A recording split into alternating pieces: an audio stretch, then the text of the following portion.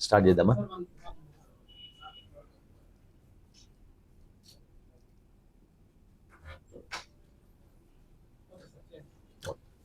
అందరికీ ఫస్ట్ నమస్కారం.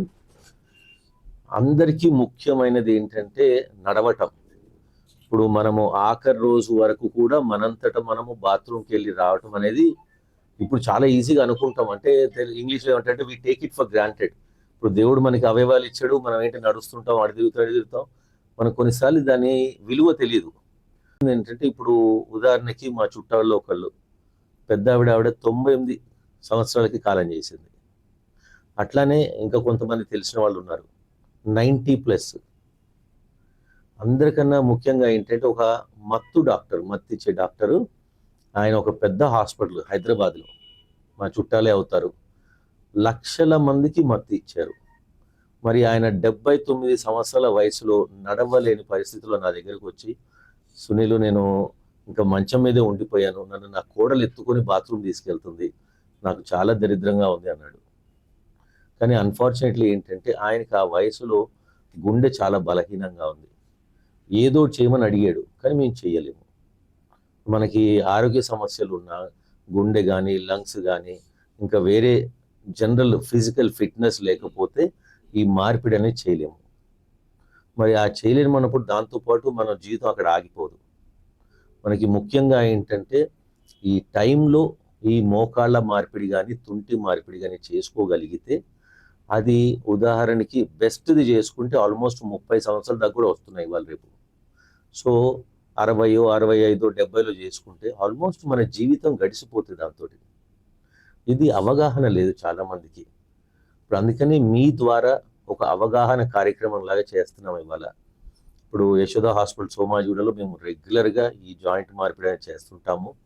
రోజుకి ఆల్మోస్ట్ 7-8 సర్జరీలు అవుతుంటాయి.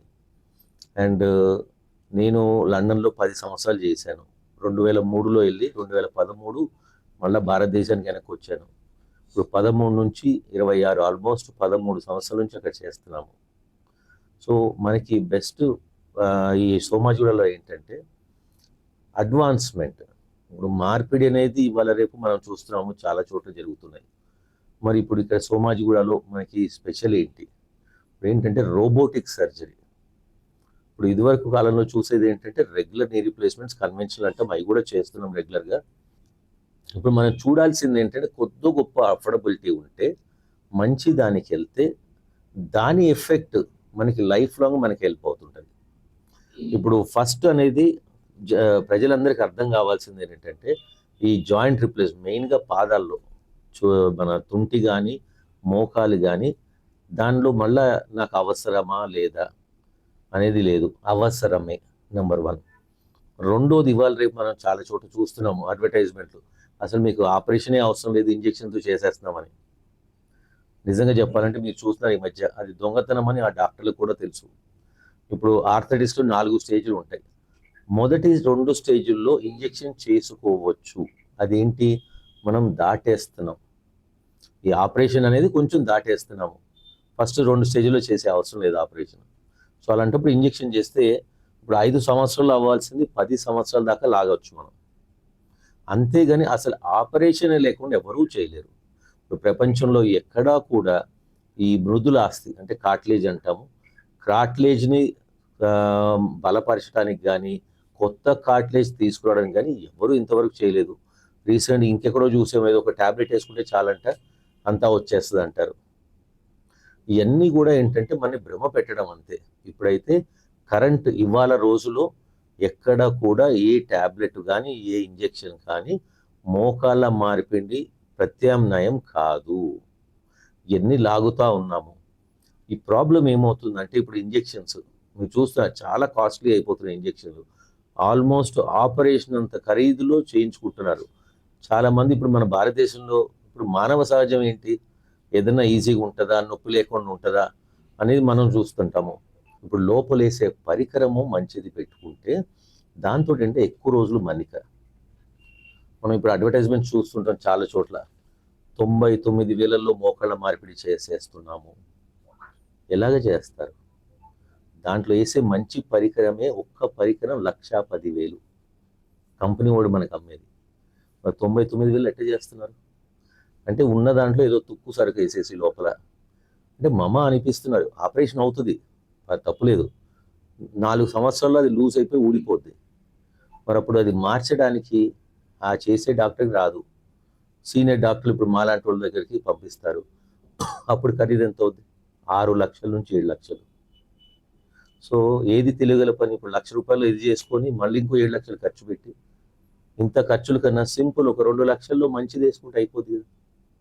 సో అట్లాంటి వాటికి మీరు కొద్దిగా అవగాహన ఆ చేసుకునే దగ్గర డాక్టర్ గారితో అని హాస్పిటల్లో బేరాలు ఆడకుండా, నా సజెషన్ ఏంటంటే డాక్టర్తో డిస్కస్ చేసి మంచి ఏమున్నాయి, మన స్తోమత ఏంటి, మనం ఏది చేసుకోగలము అలాంటివి వేసుకొని ఎక్కువ రోజులు మన్నిక.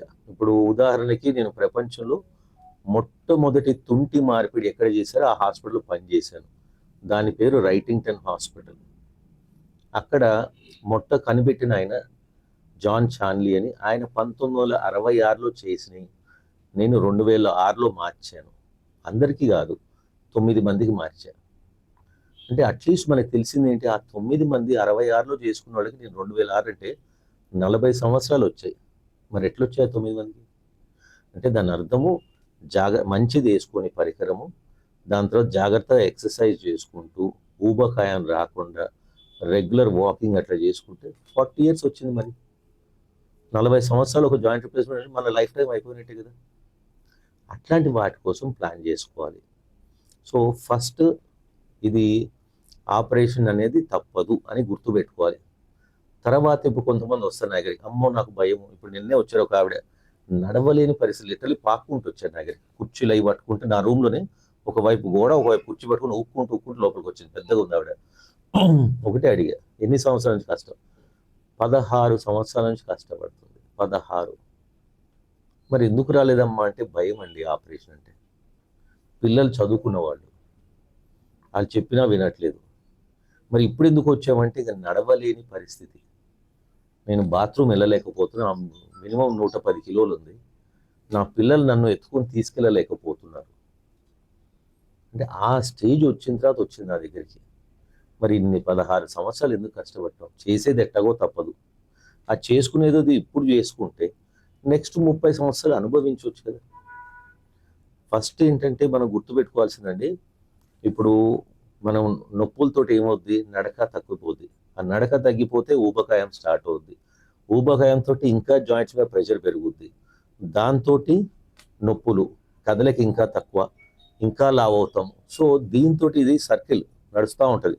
లావ్ అవుతాము, నడక తగ్గిపోతే ఇంకా లావ్ అవుతాం, నడక లాస్ట్కి ఎట్లయిపోద్ది అంటే బాత్రూమ్ కూడా వెళ్ళలేని పరిస్థితి వస్తుంది.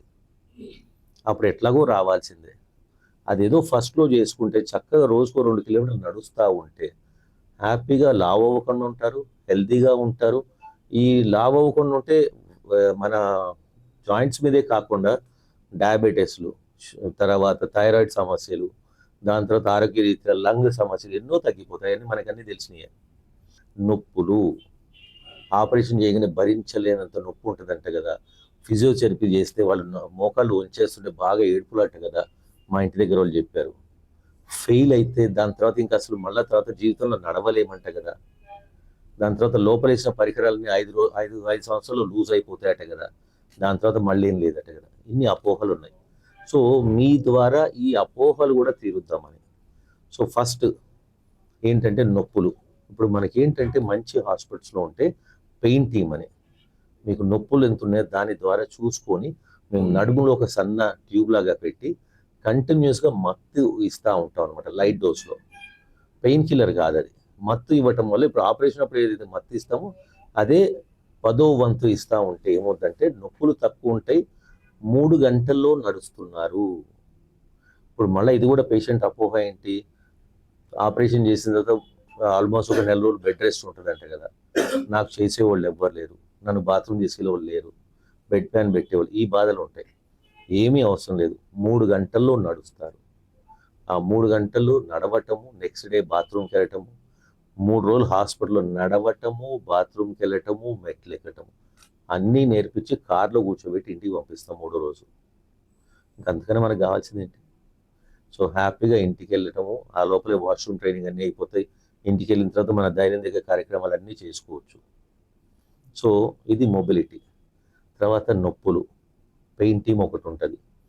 దాని తర్వాత ఇంకా లేటెస్ట్గా నొప్పులు ఎక్కువ వద్దంటే ఇప్పుడు మనం ఇందాక అనుకున్నట్టు రోబోటిక్ సర్జరీ. ఇప్పుడు అందరికీ మళ్ళీ ఇది ఒక అపోహ ఏంటంటే గ్యారంటీగా రోబోటిక్ చేయాలి, అవసరం లేదు. ఇప్పుడు లాస్ట్ 2 సంవత్సరాల్లో మేము 2430 ఆపరేషన్లు చేశాము. దాంట్లో 1100 సర్జరీలు నాన్ రోబోటిక్, 1240 ఆపరేషన్స్ రోబోటిక్ చేసాము.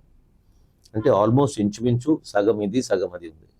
మాకు ఈజీగా తెలిసిపోతుంటుంది ఎవరు రోబోటిక్ ఏది కాదు. ఎందుకంటే ఎవరైతే పెద్దగా ట్యాబ్లెట్లు వాడకుండా హ్యాపీగా నవ్వుకుంటూ వచ్చి బాగుంది అంటారో డెఫినెట్లీ వాళ్ళు రోబోటికే ఉంటారు. ఎందుకు అంటే కటింగ్ తక్కువ, మనం చేసే ఆపరేషన్ కటింగ్ తక్కువ. లోపల కూడా కండరాలు మనము తొలిచి ఆపరేషన్ చేయాలి. ఆ కండరాలు అన్నెసరిగా కటింగ్ కూడా తగ్గుతుంది. దాని తర్వాత ప్రెసిషన్. ఇప్పుడు రోబోటిక్ తోటి మనకి అడ్వాంటేజ్ ఏంటంటే పర్ఫెక్ట్గా అన్న విధంగా, ఇప్పుడు మన హ్యూమన్ ఐకి ఏంటంటే 2 డిగ్రీలు అటు ఇటు వేసినా పెద్దగా తెలియదు. వెరాజ్ రోబోటిక్ పర్ఫెక్ట్ 0 రాంది అది పనిచేయదు. సో అందుకనే ఇప్పుడు ఆ రోబోటిక్ పద్ధతితోటి చేసేది మళ్ళీ నేనే. ఇది కూడా అపోహ ఉంటుంది జనాల్లో. అంటే సార్ మీకు ఇన్ని సంవత్సరాలు అనుభవం ఉంది, మాకు మీరే చేయాలి, రోబో వద్దంటారు. మనం ఏం ఆలోచించుకుంటాం, ఏదో సినిమాలో చూపించినట్టు రోబో నడుచుకుంటూ వచ్చేసి చేసి వెళ్ళిపోతారు. కాదు, ఆ రోబో మెషిన్ తోటి పట్టుకొని చేసేది నేనే. రోబో అడ్వాంటేజ్ ఏంటంటే నా ముందు ఆ స్క్రీన్ ఉంటుంది, నేను అనుకున్న దానికన్నా ఎక్కువ కట్ చేద్దామంటే అది కట్ చేయలేదు, ఆగిపోతుంది. డిగ్రీలు కొంచెం అటు ఇటు వెళ్తున్నా రెడ్లో వస్తుంది, ఎర్ర కలర్లో వచ్చి నేను పక్కకి జరుగుతున్నానని చూపిస్తుంది. దానికి అనుగుణంగా నేను చేస్తే గ్రీన్లో నడుస్తూ ఉంటుంది అనమాట. సో చేసేది నేనే, రోబో సహాయంతో చేస్తాను. So this is called robotic assisted knee replacement. So అన్నెసరిగా కండరం కట్ చేయట్లేదు, చిన్నగా కట్ చేసాం కాబట్టి నొప్పులు బాగా తక్కువ ఉంటాయి. దానివల్ల నేను అన్నట్టు ఇందాక 3 గంటలు నడవగలరు. నెక్స్ట్ డే నుంచి రోజుకి 2 సార్లు నడవటము. అండ్ ఫిజియోథెరపీ కూడా చాలా ఈజీగా అవుద్ది. కింద కూర్చోవచ్చు. మన భారతదేశంలో కొన్ని ఏషియన్ కంట్రీస్లో ఏంటంటే రిలీజియన్ రీత్యా మనకు కొన్ని ప్రార్థనలో కింద కూర్చోవడానికి అయ్యి అవసరం.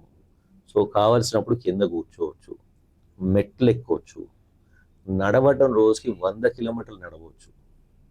సో ఇన్ని అడ్వాంటేజెస్ ఉన్నాయి. సో కొంతమంది అంటారు మరి రోబోటిక్ ఎందుకు సార్, మామూలు కూడా చేసుకోవచ్చు, మామూలు కూడా చేసుకోవచ్చు. నేను ఇందాక అన్నది అందుకనే కొంచెం స్తోమత ఉంటే. ఇప్పుడు రోబోటిక్ ఎంత ఉంటుంది, కొన్ని వేలు డిఫరెన్స్ అంతే. నేను లక్షలు పెట్టట్లేదు దానికి. ఒక ఉంగరం ఖరీదు కూడా సరిపోదు. సో మనం ఉంగరం తక్కువ వేసుకుంటే ఏమైనా అయిపోతుంది చేతికి? ఏమీ కాదు కదా. వెరాజ్ ఈ రోబోటిక్ పద్ధతితో నేను చేస్తే ఇప్పుడు 2 degrees బదులు ఎగ్జాక్ట్లీ 0 పెట్టాను. అప్పుడు 2 వైపులా కూడా బరువు సమతుల్యంగా వెళ్ళి తొందరగా అరగదు. వెరాజ్ ఇప్పుడు మీరు ఉదాహరణకి ఊహించండి, చెప్పు మనం కాళ్ళకి వేసుకునే చెప్పులు ఒకవైపు వంచి నడుద్దాం. ఒక నెల రోజులకి ఏమైపోద్ది, ఎటువైపు అయితే ఎక్కువ వంగిందో తొందరగా అరిగిపోద్ది. కానీ అట్లా అరిగిపోవడం వల్ల మనం చేయాల్సింది ఏంటి, 2 చెప్పులు మార్చాలి. రోబోటిక్ కూడా అంతే. ఆ పర్ఫెక్షన్ వేయటం వల్ల 2 వైపులా సమతుల్యంగా ఉండటం వల్ల తొందరగా అరిగిపోదు, తొందరగా మార్చే అవసరం ఉండదు. ఆల్మోస్ట్ మనకి 30 సంవత్సరాలు వచ్చింది అనుకోండి, మన జీవితకాలం గడిచిపోతుంది. ఇన్ని అడ్వాంటేజెస్కి మనం ఖర్చు పెట్టేది ఎంత? పీనట్స్ అంటాం ఇంగ్లీష్లో, అంటే చాలా తక్కువ ఖరీదు ఖర్చు పెడుతున్నాం. ఎన్నెన్నో ఖర్చులు పెడతాం, దాని బదులు మన ఒంటి మీద మనం సంపాదించుకుని ఖర్చు పెట్టుకోతే ఇంకెందుకు జీవితం. సో ఇది నా లాజిక్. అండ్ ఇంకోటి, ఈ రీహాబ్ తర్వాత ఆల్మోస్ట్ ఒక 1.5 month తర్వాత చాలామంది ఇంకా అసలు చేసామా మోకాలు అన్నట్టు ఉంటుంది అనమాట. అంటే అంత ఈజీగా మర్చిపోతారు. ఇంకా తుంటి మార్పిడైతే ఇంకా అడ్వాంటేజ్. అసలు దానికి ఒక ఇంగ్లీష్లో ఒకటి సేయింగ్ ఉందనమాట, ఫర్గెట్ హిప్ అంటాం. అంటే ఆపరేషన్ చేసిన సంవత్సరం తర్వాత అసలు మర్చిపోతారు, వాళ్ళకు తుంటి మార్పిడి అయినట్టు కూడా. సో ఈ మన జాయింట్ రిప్లేస్మెంట్ వల్ల ఉన్న అడ్వాంటేజెస్. సో దీని అవగాహన గురించి చెప్పడానికి వచ్చాను. ఒకటి, ఇందాక మనం అనుకున్నట్టు ఫస్ట్ మోసపోవద్దు. నాకు మొన్న ఒక రైతు వచ్చాడు, 3 లక్షలు ఖర్చు పెట్టాడండి ఇంజక్షన్లకి. 3 లక్షలు ఏం చేస్తారండి? మా ఆపరేషన్ కూడా అంత ఖరీదు కాదు. ఆ తీసుకునే ఆయనకి మరి అంటే అనకూడదు ఇవన్నీ కూడా, కానీ మోసపోవద్దని మీ ద్వారా చెప్దాం. 3వ మంగళవారం మన కరీంనగర్ యశోద సెంటర్ కోర్టు రోడ్లో, అక్కడ ప్రతి నెల 3వ మంగళవారం వచ్చి అక్కడ ఓపీడీ చూసి సెకండ్ ఒపీనియన్స్ కావాలి, ఫెయిల్ అయిన సర్జరీస్. నాకు కామన్గా వచ్చే అన్ని కూడా ఫెయిల్ అయిన సర్జరీస్. ఇప్పుడు నాకు ఆల్మోస్ట్ 27 years ఆర్థోపెడిక్ ఎక్స్పీరియన్స్ ఉంది. సో దాంతో ఏంటి ఎక్కువ ఇట్లనే బయట మాకు ఫెయిల్ అయిన కేసులు ఇవన్నీ వస్తుంటాయి. సో ఎవరికన్నా కొన్నిసార్లు సెకండ్ ఒపీనియన్, ఇప్పుడు ఎవరో చెప్పుకుంటారు నీకు గ్యారంటీగా ఆపరేషన్ అవసరం, అలాంటి సగం తీసేసిన రోజులు ఉన్నాయి. అన్నెసరీగా ఆపరేషన్ కూడా చేసుకునే అవసరం లేదు. సో సెకండ్ ఒపీనియన్స్ కావాలి, ఫెయిల్ అయిన ప్రాబ్లమ్స్ ఉన్నాయి. దాని తర్వాత ఫస్ట్ టైం కన్సల్టేషన్ ఏదన్నా కానీ ప్రతి నెల 3వ మంగళవారం కరీంనగర్ రావచ్చు. సో అందుబాటులో ఉంటాను and we can sort out your doubts.